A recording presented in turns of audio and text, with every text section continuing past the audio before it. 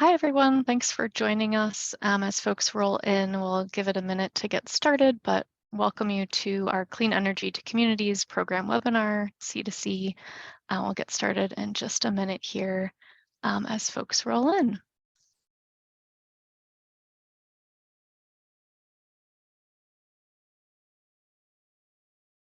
Great, Danielle, if you could move to the next slide, please. I'm Jenny Sumner with NREL, excited to present on clean energy to communities today with a host of team members.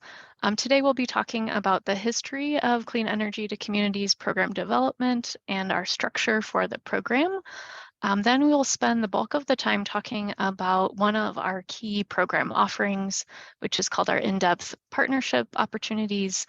We'll talk about our C2C in-depth partnerships and our Energy Shed partnerships. We'll have a set of time set aside for Q&A. I know some folks have submitted questions in advance, and we have the ability to reply to those as well as additional questions that may be submitted during this webinar. Next slide. Just a quick housekeeping note before we move into some content. Audio and video are muted for participants. We invite you to ask questions in the Q&A box, so not the chat box, but the Q&A box below, and we'll take answers to those questions at the end of the presentation. We are recording this session. We'll post that to NREL's C2C website along with the webinar slides. And towards the end of the webinar, we will be doing an interactive poll. We'll post this in the chat when we get there as well, but if folks want to take a minute to get set up here, we'll be using the Poll EV platform with the link there, and we'll share that in the chat as well. You can also text your response to NREL Webinars 303, and we will not be attributing names on the materials that show up publicly in those responses. So we're asking for organization name just for our internal purposes, but that won't be showing up publicly. Next slide. Great, want to get started with just some intros of who we are hearing from today and what we're planning to cover. So I will turn next to Kevin Lin, who works for the Department of Energy as the Director of Grid Modernization within the Energy Efficiency and Renewable Energy Office. In that position, he coordinates all cross-organizational activities focused on resolving the technical, market, and regulatory challenges that limit the integration of renewable electricity generation technologies, electric vehicles, demand response, and other technologies into the grid. After that, I will take over. I'm the Modeling and Analysis Group Manager at NREL and the PI for C2C. Following that, we'll hear from Bethany Frew, who is the Capacity Expansion and Electricity Markets Group Manager at NREL. And last but certainly not least is Kimberly Lopez, who is our Senior Subcontract Administrator here at NREL, who will answer all the detailed questions about procurement processes and that sort of stuff. So with that, I will pass to Kevin to give us some context on the development of this program. Thank you. Thank you, Jenny. Again, thanks so much for the opportunity. And I'm really excited to hear there's so many people on the webinar today.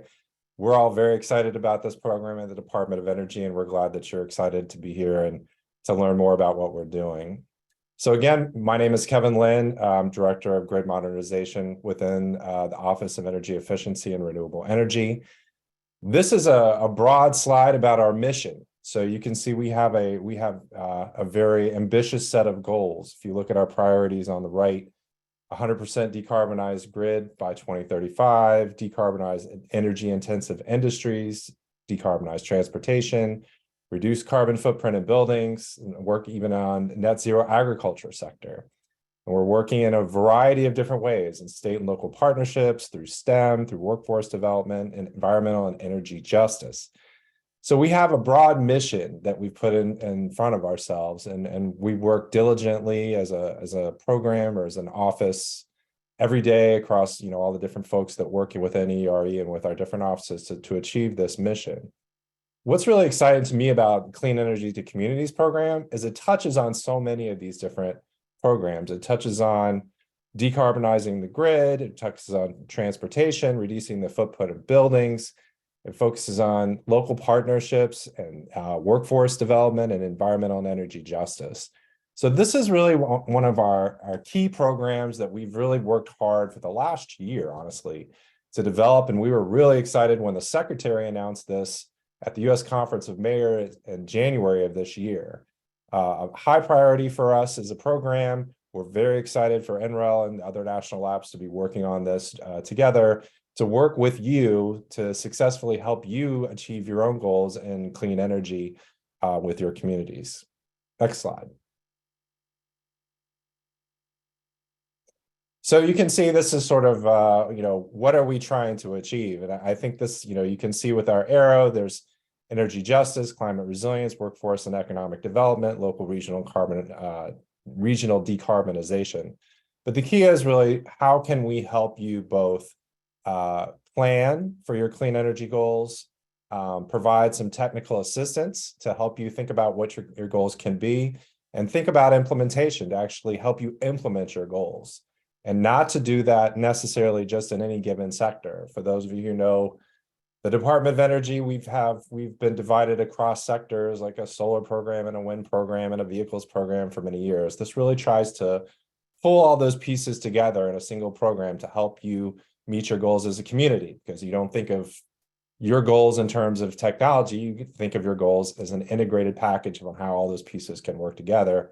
And we've tried to design this program to help meet those goals. And having worked in a program in a sector and realizing, working in solar for many years in my past lives, understanding that how all these pieces work together are so critical to actually meeting your goals, and been very excited to help design a program where all those pieces come together, and we're really trying to help you meet a overall clean energy goal, touching on all those pieces and how they work together. And that's really fundamentally what clean energy communities are. Next slide. So this can be a complicated slide, but the broad message here is we have worked over the last year and worked with a whole variety of different communities, trying to get input from a variety of different people, communities, both communities, cities, non-governmental organizations, trying to help a variety of different people with their goals and trying to understand what's important to you.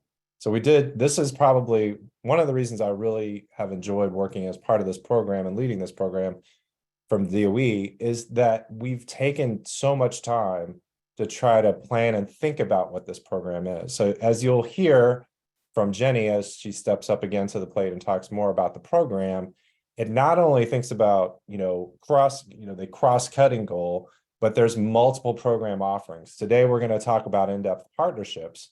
And that's one of 3 different program offerings that's designed based on the feedback that we've gotten to meet your goals, whether you're ready for in-depth partnerships, or you want to meet together with other communities through cohorts, or you want just some quick, some subject matter expertise quickly for 20 to 40 hours through Expert Match.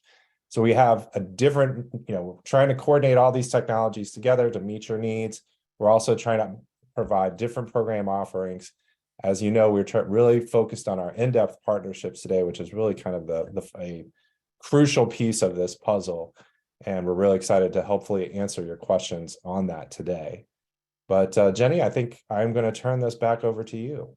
So thanks for the opportunity. Yeah, thank you, Kevin. We can move on to the next slide, please. Great, so I'm going to talk a little bit in more detail about what C2C is and our 3 program offerings that Kevin mentioned, and then turn to an overview of our in-depth partnerships. So high level, C2C has been designed to provide innovative, cross-cutting technical solutions using an integrated approach. So I'm also really excited about this program because I've previously worked on programs that focused just on solar power or just on procuring off-grid resources or things like that. As Kevin and DOE was mentioning, this is really one of the unique aspects of C2C, is this cross-cutting technical solutions approach.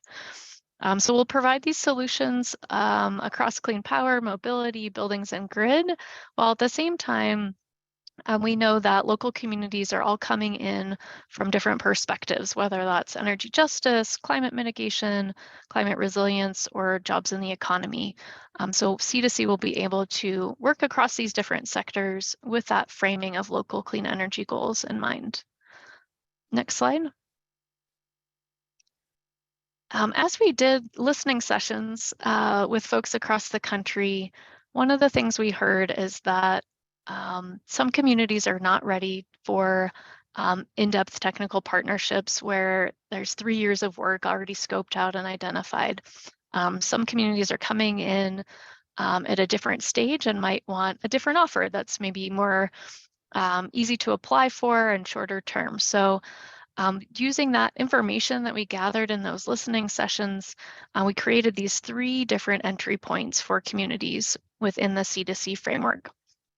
So our program design includes in-depth partnerships, peer learning cohorts, and then our expert match offer. We'll be working with a few communities in the in-depth partnerships. These will last over multiple years. We'll work with tens of communities in peer learning cohorts where they will learn from each other as well as lab experts on a single topic. And then finally, we'll provide short-term assistance to hundreds of organizations for seizing time-sensitive opportunities through the Expert Match program. Next slide.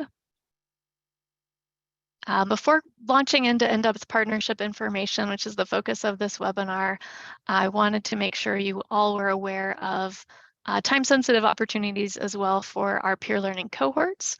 We have an open application right now for our peer learning cohorts. We're launching 3 cohorts. The first one is planning and funding for EV charging infrastructure deployment. The second one is implementing a municipal clean energy procurement strategy. And the last one is incorporating community voices in a clean energy planning into clean energy planning and deployment. So these applications are web applications. Thanks, Sarah, for posting the links in the chat, but those cohorts will start in June. Next slide. Our other opportunity that is open right now is our Expert Match program. So Expert Match is a rolling application. You can apply at any time. The link is also available for that web application. These applications are reviewed against established requirements and criteria on a rolling basis. So these could be questions related to clean energy, resilience and equity, financing, buildings, transportation. We've also gotten questions around city infrastructure, as well as cross-cutting questions. We have been piloting this structure for a little bit here and have a case example of the work we did for Cohost New York. They were looking at floating PV as well as some building efficiency issues. So check out that video as well for an example of what we can do under that program. Next slide. So great, that's our 3 program offerings. Really wanted to make sure that different levels of offerings are available to different types of communities. But now I'll transition and talk about our in-depth partnerships, which is the bulk of our webinar today. So there are 3 RFPs out right now that offer the opportunity to engage in in-depth partnerships to support teams through a combination of direct funding that will go to those awarded teams, as well as targeted technical assistance from DOE's national laboratories. So that assistance from the national laboratories will be no-cost assistance that is in support of the community team's goals. Next slide, please. We have a lot of detail to go through just in terms of how these partnerships are structured. So I want to just quickly walk through this table, which highlights some of the differences and similarities across these 3 partnership opportunities. So in the first column, we have our C2C in-depth partnerships. We expect to make 2 to 3 awards in this category. These partnerships have up to $500,000 in subcontract funding that would go to the awarded team. That funding could support staff time and participation. That's one need we heard from a lot of stakeholders when we were doing interviews, is that they are capacity limited. So it would allow them to hire staff as well, and would also support the ability of that team to do community engagement, which we know is really important for the success of these projects. Paired with that subcontracting funding, these partnerships would offer up to $3.5 million in no-cost technical assistance from the DOE's National Laboratory Complex. All community types are eligible for these C2C in-depth partnerships. We expect that community teams would at a minimum consist of representatives from local government, community-based organizations, and their electric utility. In contrast, I want to walk through the Energy Shed rural opportunity and the Energy Shed metro opportunity in the blue columns there. We'll be making one award under the rural opportunity and the metro opportunity. These opportunities have $3 million in subcontract funding that can support similar activities to the C2C in-depth partnerships, but we also expect that that subcontracting funding would go to the purchasing of clean energy infrastructure or technology that support the findings from the technical assistance research. The technical assistance research under Energy Shed is up to $1.5 million of no-cost technical assistance. In terms of eligible communities, our Energy Shed rural opportunity is available for rural communities, whereas the Energy Shed metro is for metropolitan communities. Same set of eligible applicants. We want to make sure that the local government, community-based organizations, and electric utilities are part of that applicant team. And for all of our opportunities, when we talk about technical assistance, that can be kind of a vague or hard to understand term. The things that we tend to think about in this space are expert advice, technical guidance, best practices, applying our world's leading analytical tools, as well as access to the advanced research on integrating energy systems or ARES research platform. We can do hardware in the loop demonstration and also create virtual or use our virtual emulation environment. Next slide, please. So I've walked through kind of key components of these offers. This slide is really just designed to highlight the similarities and differences between the Energy Shed RFPs and the C2C RFP. You'll notice things that are similar include that local government, community-based organization, and electric utility as part of the team, significant staff focus, emphasis on stakeholder engagement by the community team as well. On the C2C side, we see that the community team may have a smaller number of entities involved just due to a smaller footprint than the Energy Shed team. We also see on the C2C side that there's not funding that will go to those teams for infrastructure or technology installation, whereas that is an opportunity on the Energy Shed side. The C2C RFPs offer up to $500,000 for the community team, whereas on Energy Shed, it's $3 million for that community team and the clean energy implementation. So smaller amount for the community team under C2C, but larger amount of technical assistance from the lab complex with up to $3.5 million under C2C and under Energy Shed a little bit smaller of up to $1.5 million. Next slide.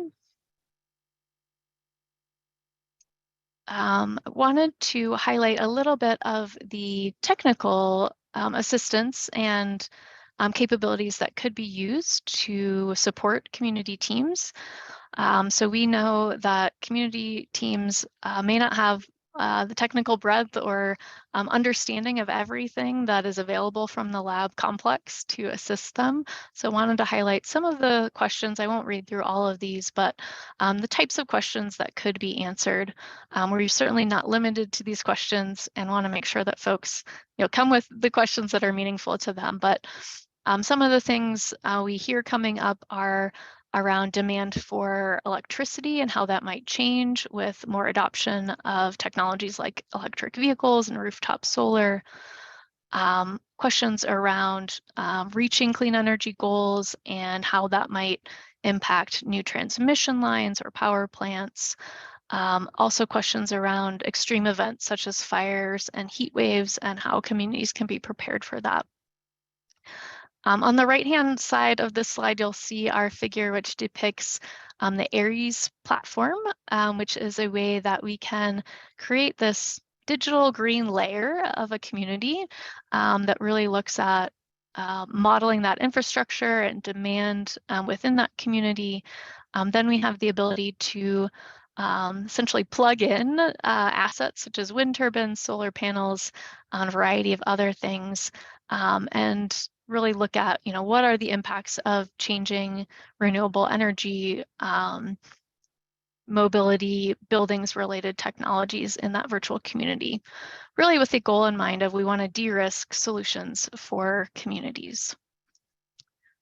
So with that, we can move to the next slide, which is actually we're going to turn to a short video of a pilot project we did in Fairbanks, Alaska, and really wanted to highlight the work that we did in this pilot structure to give folks a sense of the capabilities at national labs that could be used under these partnerships. So Danielle, I'll turn to you to start that video for us.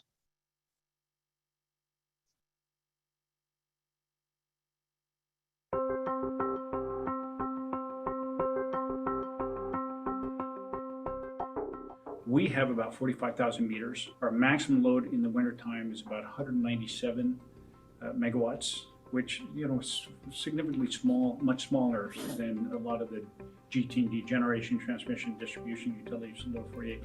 And our service territory encompasses almost 6,000 square miles. It's huge.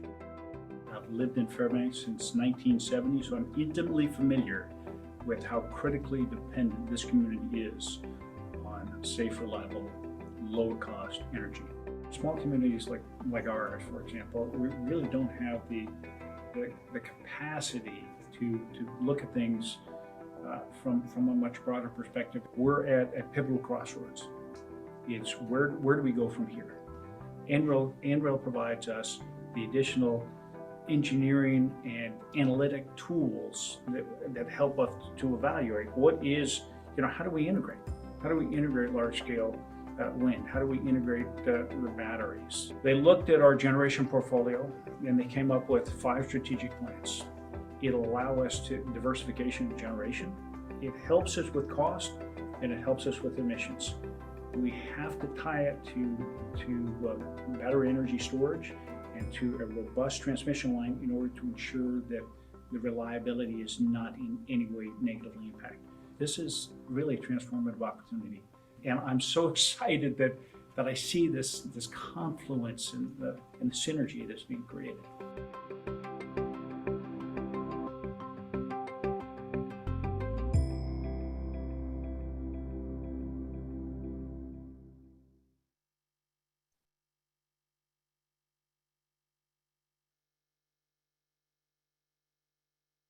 I hope that video, provided a good perspective on the type of projects that could be done under C2C. With that, Danielle, if you want to move back to the slide deck, I'll turn to Bethany Frew, who is leading our Energy Shed development and can talk through that structure. Great, thanks, Jenny.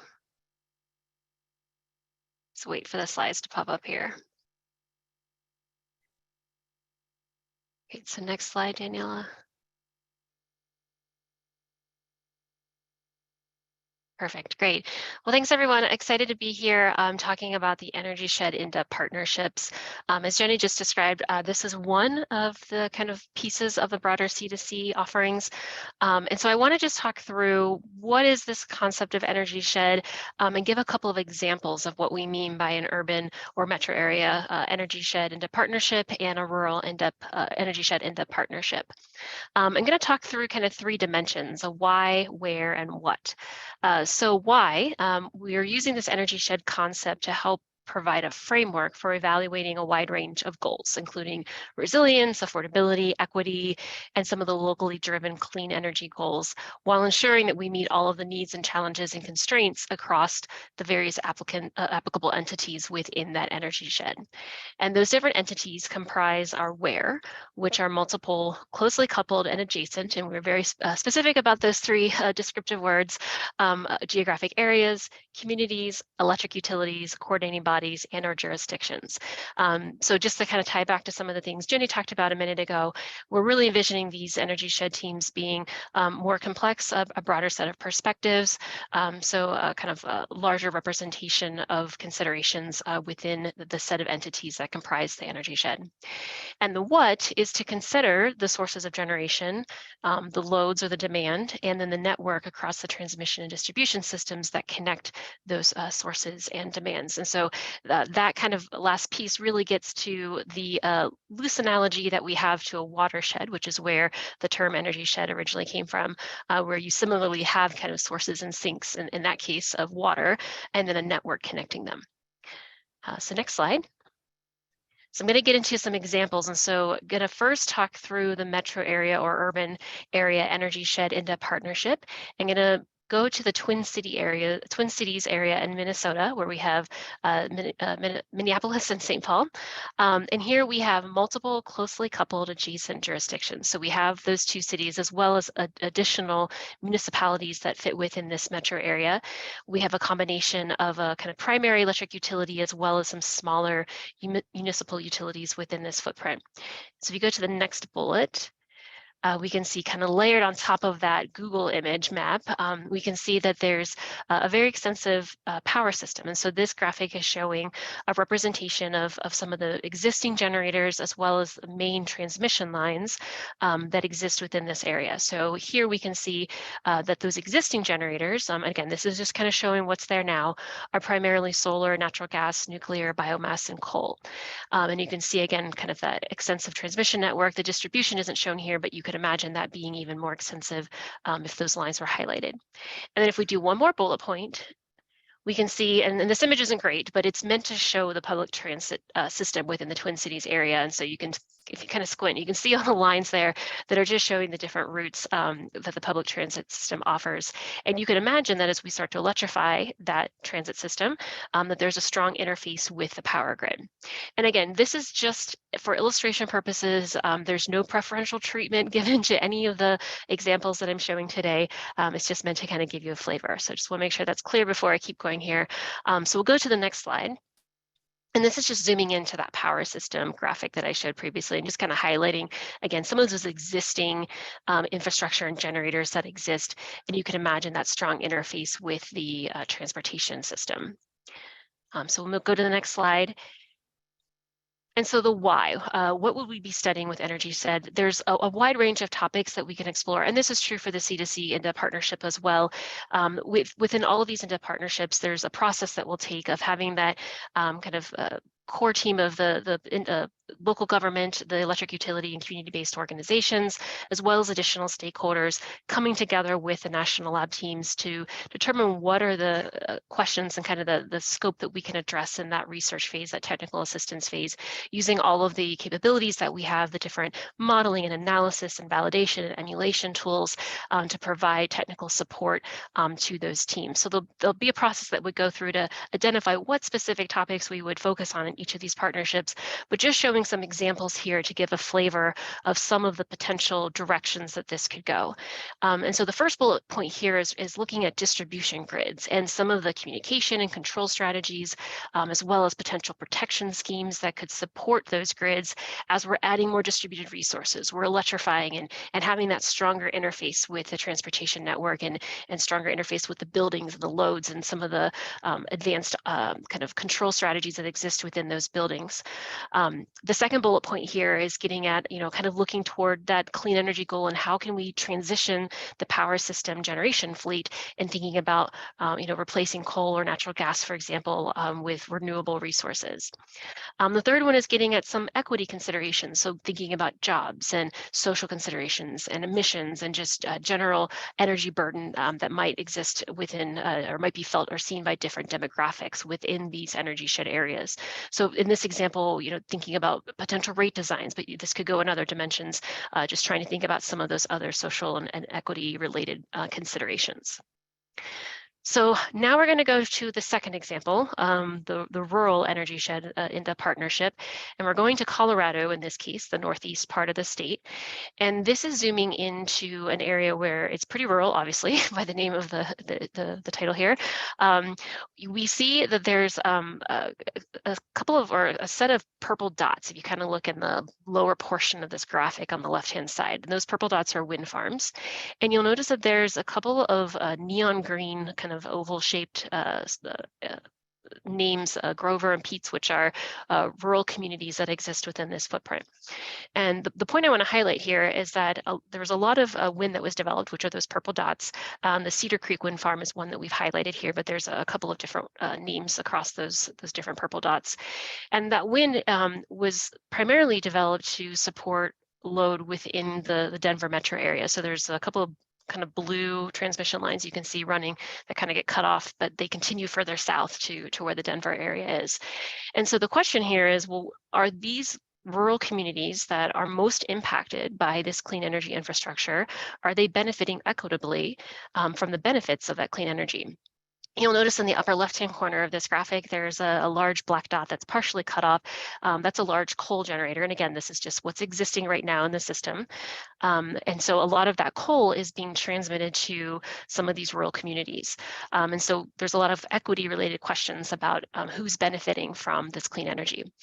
And so in this case, this energy shed could be comprised of some of the rural communities like Grover and Peets, the rural co-ops that serve these areas, as well as the G&T provider that oversees those different rural co-ops. And like we saw in the previous example with the Twin Cities, we have a wide range of generating resources. I've already mentioned a couple of those. We have wind, we have coal, we also have natural gas, and then an extensive transmission network. So if we go to the next slide, just kind of zooming in here, you can kind of get a closer look at what's happening or kind of the layout of these different wind farms in the different communities. And then we'll go to the final slide to our why. So again, these are just example topics meant to give a flavor. I will also note, it's kind of fun, if you look at the kind of horizon of the picture on this slide, those are the wind farms, those purple dots that I was talking about a couple of slides ago. So this is an actual area. You can see the Pawnee Butte, which is the kind of the geologic item in this picture shown here. So some of the example topics could be getting to that point that I brought up at the very beginning of this example. How can more clean energy be sited in these rural areas while ensuring at the same time that those communities who are most impacted by that clean energy benefit equitably? We could also take that integrated planning approach that Jenny talked about earlier and really focusing on how to connect grid with mobilities and buildings across this kind of broader footprint and thinking about how those clean energy goals and resilience can be best achieved.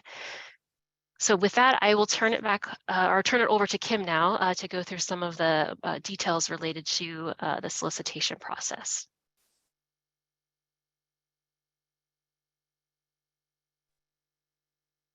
Thank you so much, Bethany.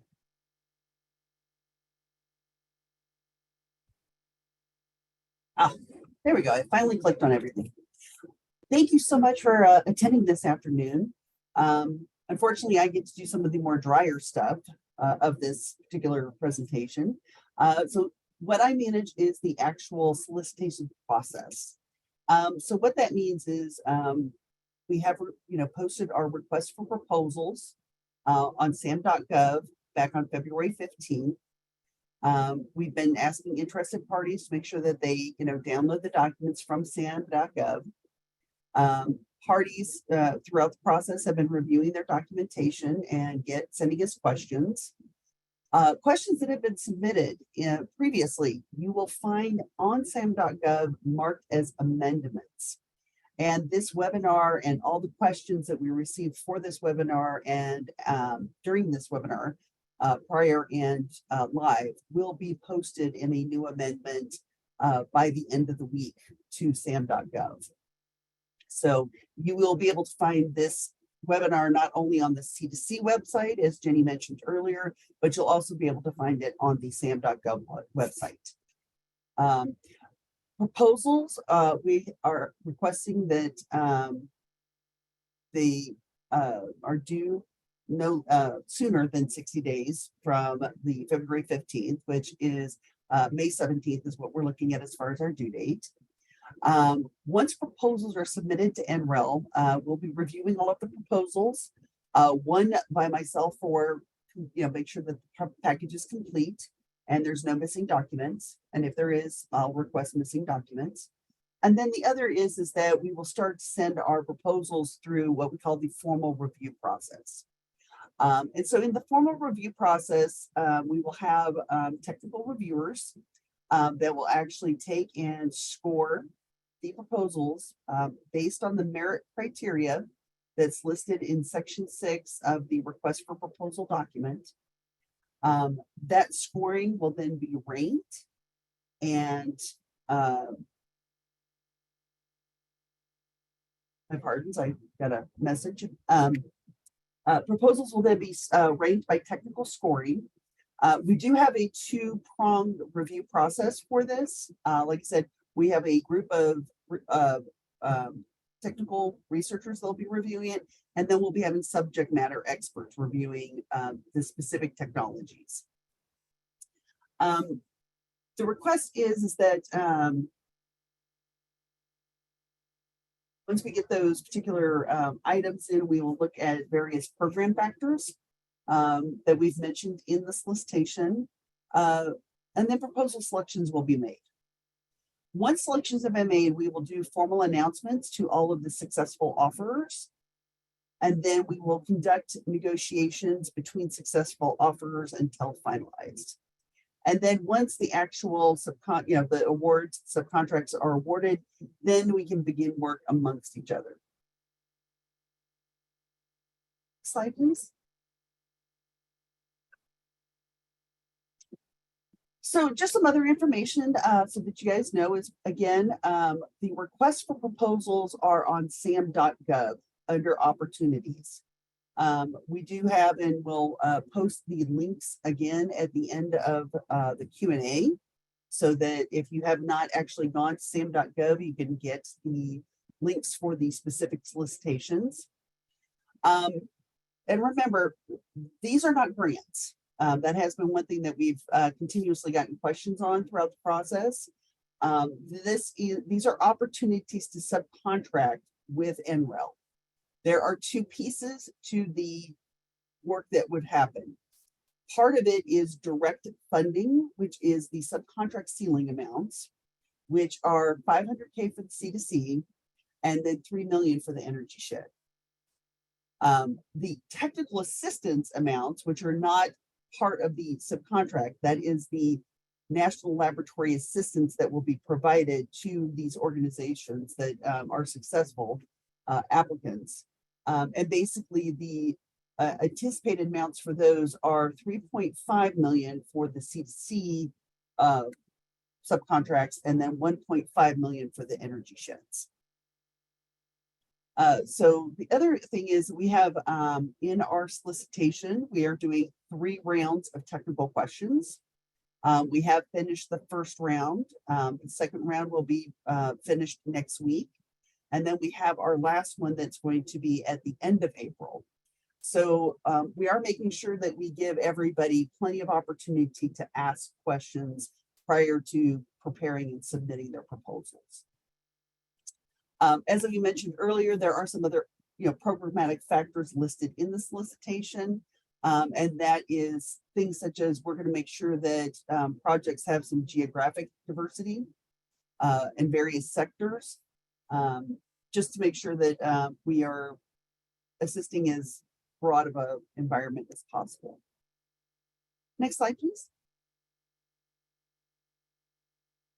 So for applications you know, this is a teaming event for the proposals. The applying community team that will be submitting the application needs to be based on a local government, which can be a tribal government as long as it's a local tribal government, eligible electric utilities, and then community-based organizations.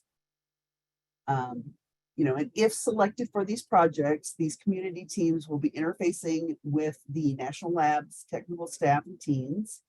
This will include some in-person as well as virtual meetings. And the primary team will act as the conduit for communicating with and collecting input from the broader community. Additional relevant stakeholders. Additional relevant stakeholders are not necessarily required for your application or your proposal. However, if you have stakeholders that can strengthen your team, then that would be of a benefit to you. But just know that they cannot receive project funding. So the subcontracted funds is only for the core team. Next slide, please. Now, another and this is a completely optional program assistance that we have, is that University Partnerships Program, which is a program within NREL, does have the resources to help any teams that plan to apply that want to pull in a university partner. They would be a stakeholder, but NREL does have that particular capability. Again, this is not a requirement of the solicitation or of your team. This is strictly something that is available if you would like. We will have the link for this University Partnership Program assistance at the Q&A prior to us closing the webinar. Slide, please. So we have a poll right now that I will turn over to Jenny. Thank you, Kim. Yeah, thank you for all the explanations and walking through those process steps for us. So we wanted to do a quick poll, as we mentioned at the beginning.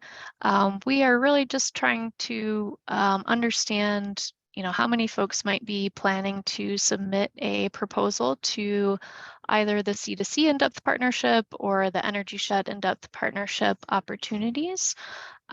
We are not going to use this information for anything other than trying to understand staff planning to evaluate the number of proposals we might expect to see in.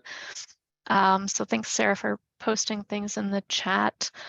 You can go to pollev.com/NREL webinars 303 or do the text option. So yeah, just trying to get a sense of the level or volume we might anticipate for these proposals. And for folks who need more information as well, we will be taking questions on the webinar today, but we can also follow up with questions as well through those amendments that Kim was talking through earlier. So it looks like folks are getting in there. I might give another minute or so for everybody to either get into the website or text their response. Looks like there's still a little bit of movement. Yeah, it's kind of cool to see this in real time. So yeah, I would just say for folks who need more information, please reach out with your questions. Oh, great. Looks like we can leave this open as well during the Q&A. So yeah, thanks for everybody for responding. It's really helpful for us to get a sense of volume we might be anticipating. Yeah, let's leave the poll open because I know sometimes it can take a minute to get in there and provide a response.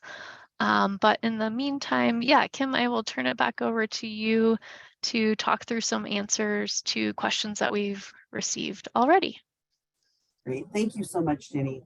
So what we're going to do is we've received some questions as part of the registration process for the webinar that I'm going to go through, and then we're going to take as many live questions as we can with the remaining time.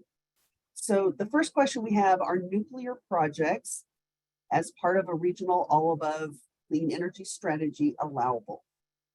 Actually, projects for this should focus on the scope within DOE's Energy Efficiency and Renewable Energy Office, which does not include advanced nuclear energy. So projects should include examination of the impacts of changes to existing nuclear facilities. And proposed projects need to have that cross-sectional component that Jenny and Bethany discussed earlier. There is a link that will be included in the amendment that will give you more of that general background if you would like to see it. So the next question is, I would like to know what NREL is doing to promote the importance of EMP hardening of these renewable infrastructure projects. And unfortunately, this is outside of the scope of our CEC program, so we're not really able to address it at this time. The next question was, based in India, we wish to share global best practices in decentralized power for local communities using renewable energy and energy storage DC microgrids / mini grids. Again, this is a US-based solicitation. And unfortunately, this is outside of the scope of this particular program. Next question. Does DOE have modeling tools to help us model social energy networks that coordinate and incentivize new C2C energy networks and consumer habits, including energy storage and consumer managed batteries? How can you help us model impacts from new C2C best storage and sharing systems and energy management tools? Yes, DOE and the other national labs have the expertise and the capabilities to assist in these areas. How assistance will depend on the project, basically the successful projects listed, and then the final negotiations of the work effort for those who are the successful offerers. Next, I'm unaware if my company, a transportation network company that provides transportation and concierge services to senior citizens who are 100% dependent on wheelchairs that only use electric vehicles, would qualify for this. Based on the information that was provided in this question, we would say no, you would not be able to apply. However, if you became part of a team that would include an electric utility and a community-based organization and local government, then that project could fall under this particular solicitation. This question we had is,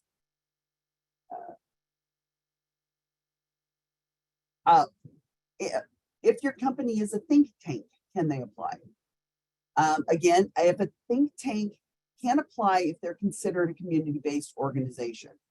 It really depends on the type of think tank that the organization is. Again, we want to reiterate that the core team must be an electric-based, electric utility. It needs to be a community-based organization and a type of local government. The next question we had is, I'm very interested in this program, but am unsure of our chances of winning the partnership due to our small size. I'd like to know what you're looking for in a jurisdiction and how to craft a competitive application. What we can say about this particular question is that we're not looking at specific jurisdictions for the solicitation. We are looking to have a wide variety of those come in as far as for applications. The biggest thing is that even though you're a small business, as long as you again meet the team requirements, I wouldn't say that you should not apply. We can't give any other guidance on that. The next was, can you please clarify what is meant by direct subcontract funding to support hiring staff and or consultants? That specifically means that the subcontract that is going to be placed with the team lead company, they and the other team members will be able to use that subcontract funding to pay for and hire, to either hire staff and or pay for consultants. Support organizations, because the second part of this question was, as an organization interested in supporting those who need the contracts, should we join teams as a subcontractor now, or will there be separate bidding opportunities for subcontracts in the future? And for this particular solicitation, if you are a support organization that would like to help a team, you would have to try and reach out and find a team to assist. There is not a separate bidding process for support organizations. And unfortunately, in this particular case, there is no way for us to match up support organizations with potential teams. So the next question we have is, while we're planning to submit a formal funding proposal, I'd like to obtain some initial feedback on our research project and its goals, advising as to whether or not our project may be applicable to the technical partnerships through NREL DOE C2C. Unfortunately, NREL is prohibited from providing guidance about projects during the competitive solicitation process. What we do say is that to please review the statement of work and the solicitation documents to make sure that your team can make a determination about whether you guys feel that you have the team and the project combination for this particular solicitation. The next question we have is, I'm hoping to organize a group of rural utilities to apply for this and have found a partner that would be comfortable administrating the grant, but not without a thorough understanding of what it entails. Could you direct me to the grant admission requirements? Handling the finances is of particular interest. As I mentioned before, these three various C2C in-depth partnerships are solicitations for subcontracts and not grants. Team members who would be what we call the prime subcontractor, they would need to be able to manage the communications and payments to all of the various team members. And the team members are considered lower tier subcontractors. Based on that term, and that's going to be based on the terms negotiated amongst team members. What we call prime subcontractor would also need to flow down terms and conditions from the subcontract to the lower tier team members. So I know that can be a difficult concept. So hopefully I made that clear enough.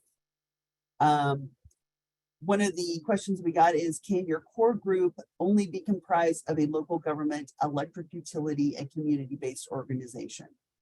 Yes, you can. As we mentioned before, stakeholders might strengthen your proposal, but you do not have to include them. The next question we got is, what infrastructure / technology installation costs for equipment and activities are allowable? They aren't detailed in the RFP. That is correct. They are not detailed in the RFP because the request for proposal under the cost portion is only asking for you guys to complete a cost proposal for phase one. Phase one only gets through the implementation plan. So the second part of the statement of work, which would be negotiated for successful offerers, is where we will be looking at equipment and activities. As of right now, we do not have any limitations on what type of direct materials, supplies, labor, lower tiers, consultants that would be required. That is all something that will be managed in the negotiations for the final subcontract. So hopefully that makes sense and is clear. The next question is, hello, I am organizing several organizations for an application, and I want to make sure I have a clear breakdown of what will be required for reporting if awarded the C2C rural energies for the energy set studies. They're asking what reporting requirements and how do you handle the accounting? Reporting requirements will be handled at the statement of work level. There are some requirements as far as if you are going to be, if the team lead is going to be a large organization, a large business, there will be a small business subcontracting plan that will have to be completed for the 2 energy sheds, in-depth technical partnerships, but not for the C2C. The dollar threshold does not meet that requirement. There is a veterans reporting requirement that is required for federally funded subcontracts. And then there will be specific reporting requirements as far as for the subcontract, which is listed in the statement of work as far as the deliverables. So that kind of gives you a very broad idea of the reporting requirements. As far as the accounting, these will be firm fixed price. The team lead organization will be the one that will be invoicing NREL. They will accept the funds and then they will distribute to team members. As mentioned previously, the agreements between team members is going to be separate from the subcontract solicitation. So hopefully that one's clear. Let me see what other questions we have received. Tim, I think as we're winding down, yeah, maybe taking 1 or 2 more, but then we should probably wrap. And just as a reminder, we'll be compiling answers to the questions we didn't get to and posting them as an amendment. But yeah, Kim, if you want to take 1 or 2 more in the remaining couple minutes we have here, if there are any you haven't, yeah. Oh, we have a number of them. I think some of the things,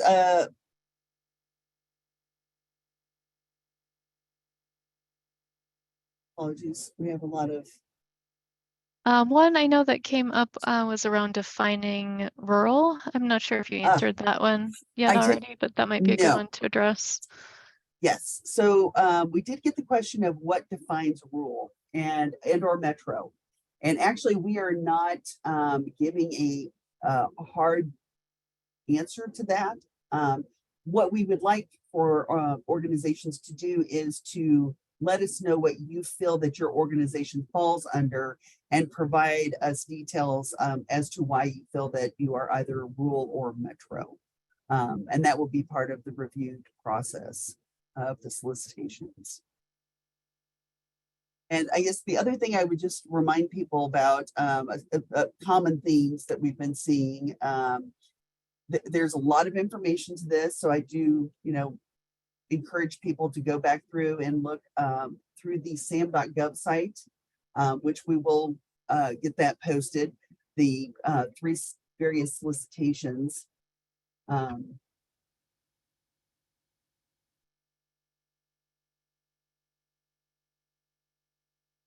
And then I did see one question here real quick. My apologies. Is the deadline to submit a proposal April 16th, 2023? And that is no. That is the next deadline for technical proposal or technical questions, but the actual proposals are due May 17th. Great. Thank you, Kim. Yeah, want to wrap us up. I know we have had more questions come in than we're able to answer today. So I want to thank everybody for their interest and note that we will be replying to those questions through the amendments that will go on sam.gov. So thanks, Sarah, for posting those links in the chat. Before we wrap, I did just note that we got a few questions on expert match come in, so replied to those as well through the Q&A. But if you have questions on Expert Match, check out the NREL website on Expert Match, and feel free to contact the NREL folks running that program through c2c@nrel.gov with other questions there. So I want to thank everybody again for joining today. Thank you for your interest in the program, and we're excited to start working with more communities through C2C. So thanks again. Bye.